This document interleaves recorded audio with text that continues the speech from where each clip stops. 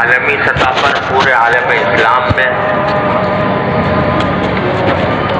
جو صورتحال ہے اس پر مسلمان نظر ڈالتا ہے تو اس سے بھی قلبی پریشانی لاحق ہوتی ہے۔ فلسطین کا مسئلہ تو ابھی شروع ہوا، یعنی تازہ ترین جو مسئلہ ہے وہ ابھی کچھ عرصے پہلے، 1 مہینہ پہلے شروع ہوا، لیکن بحثیت مجموعی پورے عالم اسلام کی حالت کوئی اچھی نہیں ہے، اور بعض اوقات عالم اسلام کے حالات دیکھ کر پریشانی میں اضافہ ہوتا ہے۔ کوئی ملک ایسا نہیں ہے کہ جس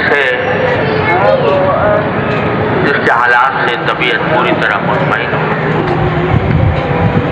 اور اب 1 مہینے سے فلسطین میں جو مسلمانوں کا قتل عام ہو رہا ہے، عورتوں کا، بچوں کا، بے گناہ شہریوں کا، مریضوں کا، اسپتال لے جائے جانے والوں کا، جس بے دردی سے قتل عام ہو رہا ہے وہ ہر مسلمان کے لیے تشویش کا ایک سبب ہے، اور ایسا معلوم ہوتا ہے کہ یہ دشمن انسانیت سے کوئی تعلق نہیں رکھتا، بلکہ وحشی اور جنگلی قوم ہے کوئی، جس کو نہ بچوں پر کوئی رحم ہے، نہ عورتوں پر کوئی رحم ہے، نہ امن کے ساتھ رہنے والے شہریوں پر کوئی رحم ہے۔ تو یہ سب اسباب ہیں جو مختلف ہر انسان کے ساتھ پریشانیوں کے پیش آ رہے ہیں۔ یہ تو ایک اجتماعی بات ہے میں نے جو کی، لیکن ہر انسان کی زندگی میں ایسے واقعات پیش آتے ہیں جس میں وہ پریشانی کا شکار ہوتا ہے۔ اس پریشانی کے موقع پر کیا کرنا چاہیے، یہ قرآن کریم نے ہمیں اس کی جگہ جگہ تلقین فرمائی۔ سورہ آل عمران کی آخری آیت ہے، یا ایھا الذین آمنوا اصبروا وصابروا ورابطوا واتقوا اللہ لعلکم تفلحون۔ اس میں پورا لائے عمل اللہ تبارک و تعالیٰ نے بتایا ہے پریشانی کے حالات میں انسان کو کیا کرنا ہے، جس کا خلاصہ یہ ہے کہ انسان کو جب بھی کوئی پریشانی لاحق ہو، کوئی صدمہ پیش آئے، کوئی مشکل پیش آئے، تو اس کے 3 کام ہیں۔ میں پہلے خلاصہ بیان کر دوں، پھر اللہ نے توفیق دی تو آیت کی تشریح کروں۔ خلاصہ قرآن و سنت کی تعلیمات کو سامنے رکھتے ہوئے ہر پریشانی، چاہے انفرادی ہو چاہے اجتماعی ہو، 1 آدمی کی ہو یا 10 آدمیوں کی ہو یا پورے ملک کی ہو یا پورے مسلمانوں کی ہو، کوئی بھی پریشانی انسان کو پیش آئے تو قرآن و سنت کی تعلیم یہ ہے کہ 3 کام کرنے چاہیے۔ پہلا کام، اس پریشانی کو دور کرنے کے لیے جو کچھ اپنے بس میں ہے وہ کوشش کرے، صرف دعا پر اکتفا نہ کرے بلکہ کوشش کرے، یعنی اپنی عملی کوشش کرے جتنی انسان کے بس میں ہے وہ اس کوشش میں کمی نہ کرے۔ مثلا ایک شخص بے روزگار ہے، پریشان ہے، تو اس کا پہلا کام یہ ہے کہ وہ اپنی کوشش کرے روزگار تلاش کرنے کی۔ صرف اگر دعا ہی کرتا رہے کہ یا اللہ مجھے روزگار دے دے، اور گھر میں بیٹھا ہے اور مصلی پہ بیٹھ کر دعا کرتا ہے، اور کبھی کوشش نہیں کرتا کہ مجھے روزگار کہاں سے ملے گا، کوئی ملازمت، کوئی مزدوری، کوئی پیشہ اختیار کرنے کی فکر ہی نہیں ہے، گھر میں چارپائی توڑ رہا ہے اور کوئی حرکت نہیں کرتا، صرف دعا کرتا ہے کہ اللہ مجھے روزگار دے دے۔ تو یہ ایک مسلمان کا کام نہیں ہے۔ مسلمان کا کام یہ ہے کہ ہاتھ پیر ہلائے،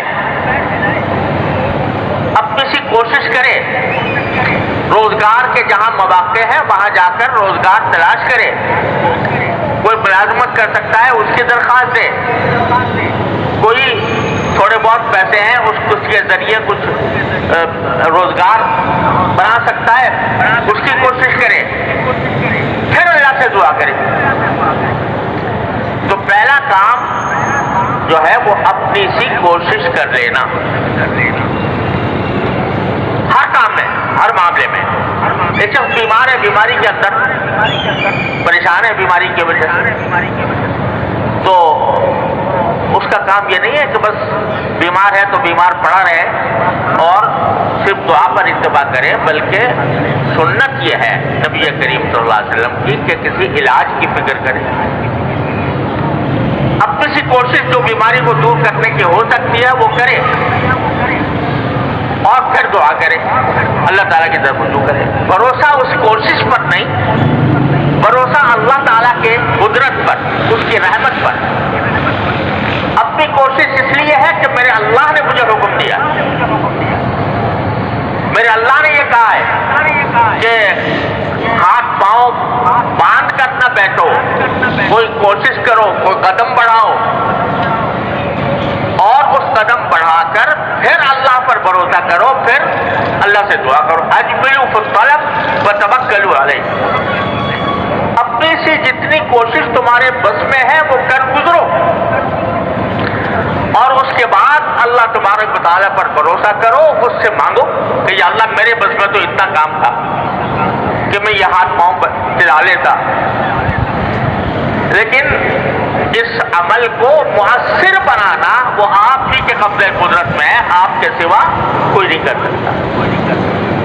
اپنی سی کوشش، اللہ پر بھروسہ، اللہ تبارک و تعالیٰ کے سے دعا اور انابت، اس کی طرف رجوع، یا اللہ یہ کوشش کی ہے، اس کو کامیاب بنانا آپ کی قدرت میں ہے، اپنی رحمت سے اس کو کامیاب بنا دے۔ اور تیسرا کام، یہ دو کام جب کر لیے، اپنی سی کوشش اور اللہ تعالیٰ سے دعا، اور دعا کے بعد پھر تیسرا کام ہے رضا بالقضاء، کہ اب میں نے اپنا کام کر لیا، اب اللہ تبارک و تعالیٰ ہی کے قبضے میں ہے، اسی کی قدرت میں ہے، اسی کی حکمت میں ہے کہ جو فیصلہ وہ کرنا چاہے گا کر لے گا، ہمیں اس پر کوئی اعتراض نہیں۔ اگر یہ تین کام انسان کر لے، ہر مصیبت کے موقع پر، ہر تکلیف کے موقع پر، ہر پریشانی کے موقع پر، تو کیا ہے کہ اس پریشانی کا سد باب ہو جائے۔ اپنی سی کوشش، اللہ تعالیٰ سے رجوع اور دعا بھی اہتمام کے ساتھ، اور پھر کہتے یا اللہ میرے بس میں اتنا ہی تھا، میں نے کر لیا، اب اس کو انجام تک پہنچانا وہ آپ کا کام ہے، آپ جو فیصلہ کریں گے اسی پر میں راضی ہوں۔ اگر میں بے روزگار ہوں اور روزگار کے لیے میں نے کہیں پر کوشش کی ہے، کوئی ملازمت کی درخواست دی ہے، ایک دو جگہ میں نے چلا پھرا ہوں، اور اس کے بعد اللہ تعالیٰ سے دعا کر لی کہ اللہ مجھے روزگار عطا فرما دیجیے۔ اب آدمی کو یہ مطمئن ہونا چاہیے کہ میں نے جو اپنے کرنے کا کام تھا وہ کر لیا، اب اللہ تعالیٰ جو فیصلہ کریں گے وہی بہتر ہوگا۔ روزگار مل جائے گا اللہ کا شکر ہے، نہیں ملے گا، جب تک نہیں ملے گا صبر کروں، اللہ سے کوئی شکوہ نہیں کروں گا، اللہ سے کوئی شکایت نہیں کروں گا، گلہ نہیں کروں گا۔ تو یہ تین کام ہیں جو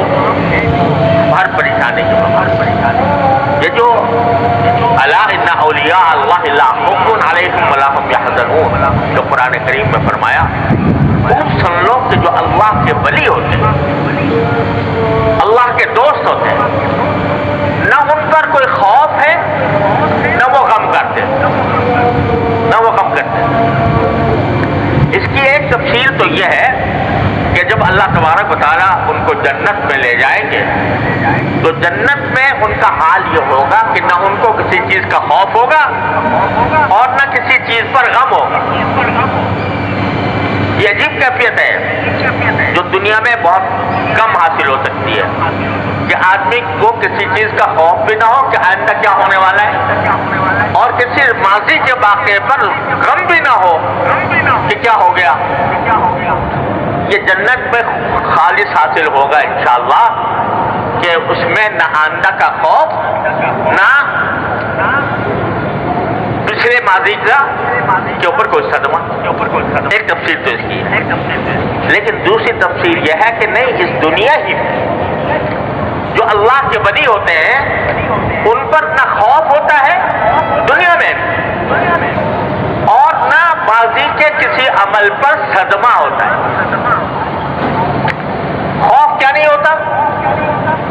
خوف اس لیے نہیں ہوتا کہ ان کا مکمل ایمان ہے جو ان کے رگ و پے میں بس گیا ہے کہ جو کچھ ہو رہا ہے وہ اللہ تبارک و تعالیٰ کے حکم سے ہوگا۔ مجھے اگر موت آنی ہے جب آنی آئے گی، نہ کوئی مجھے انسان میری موت کو اس کے مقدر وقت سے پہلے کر سکتا ہے اور نہ میں اپنی کسی تدبیر سے اپنی موت کو وقت کو بعد میں کر سکتا ہوں۔ اس لیے خوف نہیں، کوئی خوف نہیں، کیونکہ اصل کارساز اور اصل فیصلہ کرنے والا تو اللہ جل جلالہ ہے، لہذا مجھے کوئی خوف نہیں۔ دشمن اگر میرے مقابلے میں ہے اور وہ طاقتور ہے ہوا کرے، اللہ تعالیٰ کا حکم ہوگا مجھے قتل کر دے گا، اور نہیں حکم ہوگا تو چاہے 1000 وہ کوششیں کر لے میں زندہ رہوں گا، اس لیے خوف نہیں۔ اور کسی کے ماضی کے کسی بات پر افسوس بھی نہیں، صدمہ بھی نہیں۔ کیوں صدمہ نہیں؟ صدمہ اس لیے نہیں کہ جو کچھ ہوا وہ اللہ تعالیٰ کی تقدیر سے ہوا، اللہ تعالیٰ کی حکمت سے ہوا۔ اللہ تبارک و تعالیٰ ہی کائنات کی حکمتوں کو جاننے والے ہیں، لہذا اگر پیچھے کوئی واقعہ میری مرضی کے خلاف ہو گیا ہے یا میری پسند کے خلاف ہو گیا ہے تو وہ اسی کی حکمت سے ہوا۔ جب اس کی حکمت سے ہوا تو مجھے غم کرنے کی ضرورت ہے، چاہے اس سے مجھے بظاہر تکلیف پہنچی ہو لیکن اس کی حکمت سے ہوا۔ حضرت ذوالنون مصری رحمۃ اللہ علیہ بڑے درجے کے اولیاء اللہ میں سے ہیں، ان سے کسی نے پوچھا کہ حضرت کیسے مزاج ہے، طبیعت کیسی ہے؟ تو حضرت نے فرمایا کہ اس شخص کا کیا حال پوچھتے ہو کہ اس کائنات میں کوئی بھی واقعہ اس کی مرضی کے خلاف نہیں ہوتا، کوئی واقعہ اس کی مرضی کے خلاف نہیں ہوتا۔ تو سوال کرنے والے نے کہا کہ یہ تو کیفیت انبیاء کرام علیہ السلام کو بھی حاصل نہیں تھی کہ بھئی جو ان کو بھی تکلیفیں پہنچی، ان کو بھی مصیبتیں پہنچی، ان کو بھی آزمائشیں ہوئی۔ یہ بات کہ بھئی جو کام ہو رہا ہے میری مرضی کے مطابق ہو رہا ہے، مرضی صرف اللہ کی چلتی ہے، کسی اور کی نہیں چلتی۔ یہ کیا کہہ دیا آپ نے کہ جو کام ہو رہا ہے میری مرضی سے ہو رہا ہے؟ تو حضرت نے جواب میں فرمایا اس لیے کہ میں نے اپنی مرضی کو اللہ تعالیٰ کی مرضی کے تابع بنا دیا ہے۔ جو میرا اللہ چاہے گا میری بھی مرضی وہی ہے، وہ چاہے مجھے دیکھنے میں بری لگ رہی ہو لیکن چونکہ میرے اللہ کا حکم ہے تو اللہ کے حکم کو میں نے اپنی مرضی کو اس کے تابع بنا دیا، اس کا فنا کر دیا، اپنی مرضی کو اللہ کی مرضی میں فنا کر دیا۔ یہ ہے رضا بالقضاء۔ تو یہ تین باتیں جب اولیاء اللہ جو ہیں ان کو غم اس لیے نہیں ہوتا، غم کیوں نہیں ہوتا؟ غم اس لیے نہیں ہوتا کہ جو کچھ بھی ہوا ہے ماضی میں وہ چاہے مجھے اس سے تکلیف پہنچی ہو، چاہے مجھے اس کا نقصان ہوا ہو، لیکن اللہ تعالیٰ کی حکمت کے تحت ہوا ہے، لہذا مجھے کیا غم کرنا ہوگا۔ لا خوف علیہم ولا هم یحزنون۔ وہ کیوں ہوتے ہیں یہ؟ اس لیے کہ انہوں نے سمجھ لیا کہ میرا کام کیا ہے، اللہ کا کام کیا ہے۔ میرا کام کیا ہے؟ اپنی سی کوشش کر لینا اور اللہ سے مانگنا۔ میرا کام تو یہاں جا کے ختم ہو جاتا ہے۔ آگے اس کائنات میں جو واقعے پیش آ رہے ہیں وہ سب اللہ تبارک و تعالیٰ کی مشیت سے ہو رہے ہیں، لہذا مجھے اس پر کوئی اعتراض کرنے کا حق نہیں۔ جب اعتراض کرنے کا حق نہیں تو پریشانی کیسے؟ لہذا یہ 3 کام ہوتے ہیں ہر پریشانی کے موقع پر۔ اگر ان 3 کاموں کو بندہ اختیار کر لے وہ ولی اللہ ہے، یعنی وہ اللہ کا دوست، کہ چونکہ اللہ کا حکم ہے لہذا کوشش کر رہا ہے، اور چونکہ اللہ کا حکم ہے اس سے دعا کر رہا ہے، اور چونکہ اللہ تبارک و تعالیٰ کی مشیت کو ساری کائنات پر حاوی سمجھتا ہے، یقین رکھتا ہے، اس لیے جو کچھ ہو رہا ہے اس کو وہ جانتا ہے کہ برحق ہے، چاہے میری طبیعت کے خلاف ہو لیکن وہ برحق ہے، میں اس پر ایمان لاتا ہوں، اس پر راضی ہوں، اللہ کے فیصلے پر راضی ہوں۔ یہ 3 باتیں ہو جاتے ہیں جب تو پھر پریشانی کہاں گئی؟ اسی لیے فرمایا گیا جو اللہ کے ولی ہے کیسے ان کے اوپر افتاد آ جائے لیکن وہ کبھی پریشان نہیں ہوتے۔ پریشان اس لیے نہیں ہوتے کہ انہوں نے جتنا کام ان کا تھا وہ کر لیا، اس کے بعد اللہ پر بھروسہ کیا، اللہ تعالیٰ کی طرف رجوع کیا، اس کے فیصلے پر راضی ہو۔ اس صورتحال میں جو میں عرض کر رہا ہوں، ساری جتنی بھی ہماری پریشانیاں ہیں ان سب میں آدمی اس کا جائزہ لے لے، میرے کرنے کا کیا کام ہے، وہ کروں، اس میں کوتاہی نہ کروں، اور پھر اللہ سے رجوع کروں، اور پھر جو کچھ فیصلہ ہے وہ اللہ پر چھوڑ دوں۔ بس یہی علاج ہے ساری پریشانی۔ اب یہ موجودہ حالات جو فلسطین کے اندر مسلمانوں کا قتل عام ہو رہا ہے، اور جو بھی کوئی مسلمان جس کے دل میں ذرا بھی انسانیت ہے، مسلمان ہی نہیں غیر مسلم لوگ بھی اس حالت کو دیکھتے ہوئے ان کے دل بسیج رہے کہ کیا ایک ایسا قتل عام شاید اس کی مثال ملنی مشکل ہو کہ اس طرح بے دردی سے، درندگی سے بچوں کو، عورتوں کو، ہسپتالوں کو، ایمبولینسوں کو اور جان بچا کر باہر نکلنے والوں کو نشانہ بنایا جا رہا ہے باقاعدہ۔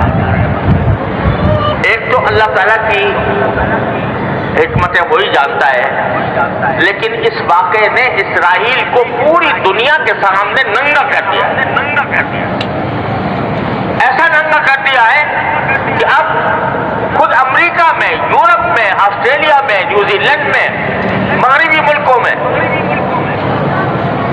جو ذرا بھی جن کے اندر انسانیت ہے وہ بازاروں پر آ کر، سڑکوں پر آ کر ان کے خلاف مظاہرے کر رہے ہیں، احتجاج کر رہے ہیں۔ خود یہودی، وہ یہودی جو اصل یہودی ہیں، یہ تو صہیونی ہے، یہ ایک نیا فرقہ ہے جو یہودیوں کے اندر پیدا ہوا، ورنہ جو اصل یہودی ہیں وہ بھی جا کر احتجاج کر رہے ہیں اور کہہ رہے ہیں یہ کام غلط ہو رہا ہے۔ اللہ نے ننگا کر دیا۔ تو یہ ساری صورتحال ہے، اس میں بھی یہ 3 باتیں جو ہمیں کرنی ہیں، اپنی سی کوشش اور اللہ تعالیٰ سے دعا، اور پھر اللہ کے فیصلے پر راضی رہنا۔ پہلی کام جو ہے کہ یہ در حقیقت ایک اہم مسئلہ ہے کہ کیا ہم اپنی سی کوشش کر رہے ہیں یا نہیں کر رہے۔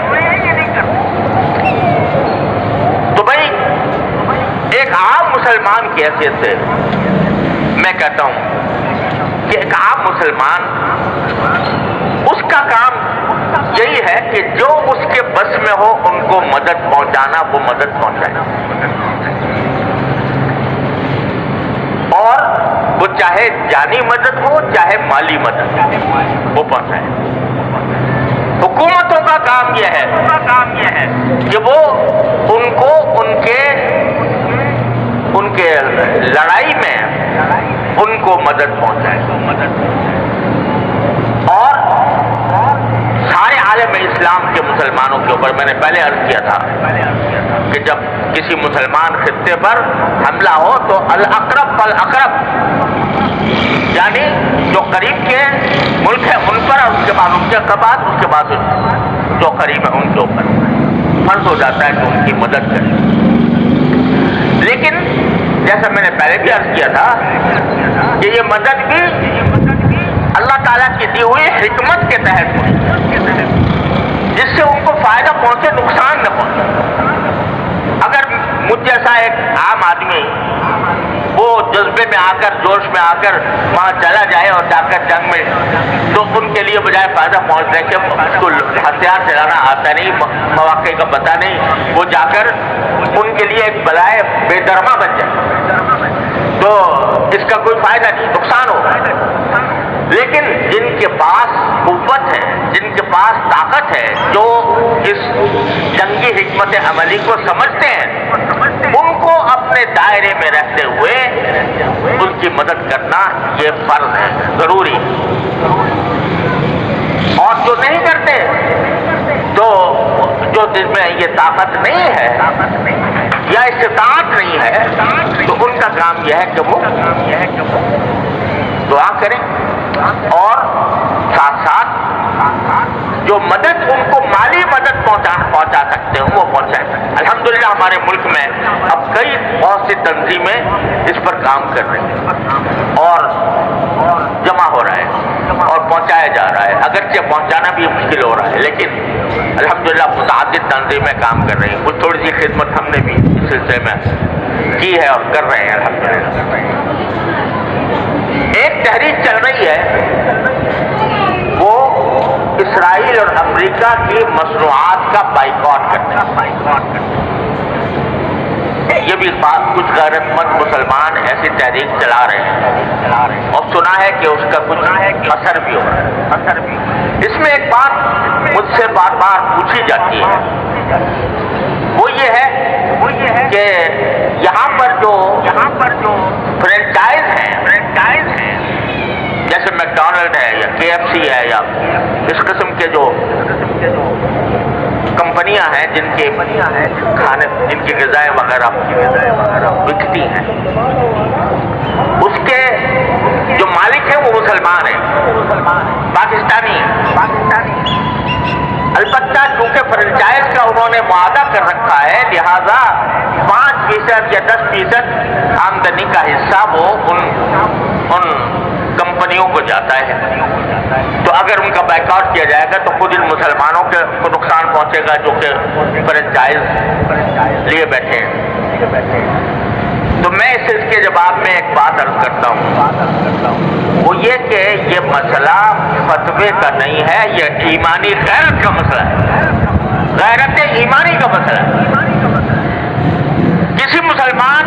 کسی غیرت مند مسلمان کو یہ گوارا نہیں ہونا چاہیے کہ اس کی آمدنی کا 1 پیسہ بھی کسی ایسے شخص کو پہنچے جو اسرائیل کو مدد دے رہا ہے۔ یہ انسان کی ایمانی غیرت کا تقاضا ہے۔ یہ کہنا کہ 5% جاتا ہے، 95% تو ہم کھاتے ہیں۔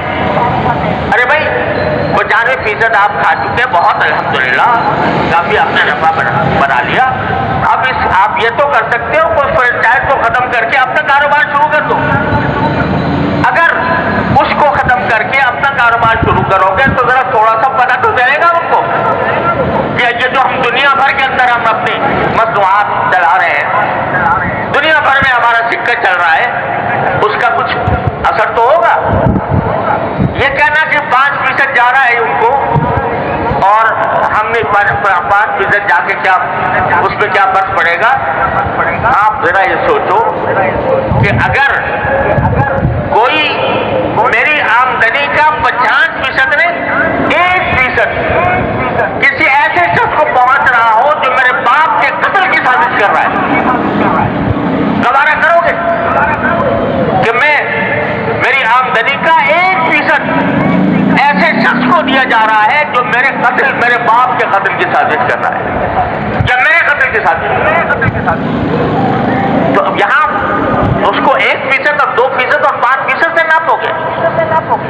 لوگ فتوے کی بات کرتے ہیں، یہ فتوے کا مسئلہ نہیں ہے، یہ غیرت ایمانی کا مسئلہ ہے، اور غیرت ایمانی کے تحت یہ میں سمجھتا ہوں کہ کسی غیرت مند مسلمان کو اس کا اقدام نہیں کرنا چاہیے، لہذا یہ بھی اس کوشش کا ایک حصہ ہے۔